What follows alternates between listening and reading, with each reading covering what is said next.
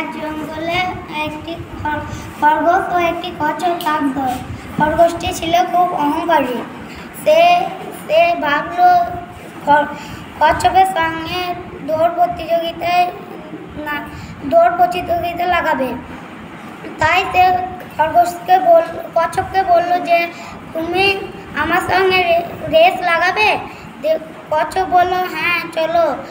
দিয়ে খরগোশটি আর কচ্ছপটি একটি রেস হলো। দিয়ে খরগোশটি খুব দৌড়তে পারত। সে দৌড়ে অনেক দূর চলে গিয়ে ভাবলো যে কচ্ছপ তো অনেক দূরে আছে, আমি একটু গাছের তলায় বিশ্রাম নিই। দিয়ে সে ঘুমিয়ে পড়লো। কচ্ছপটি আস্তে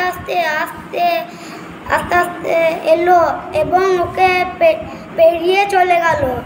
একবারে শেষে কচ্ছপটি যখন ফিনিশ লাইন পার করবে তখন খরগোশটি ঘুম ভাঙলো এবং কচ্ছপটি জিতে গেল এবং খরগোশটি হেরে গেল। এই গল্প থেকে আমরা শিখলাম কোনো জিনিস অহংকার করা উচিত নয়, সব জিনিস ধীর মস্তিষ্কে করতে হবে।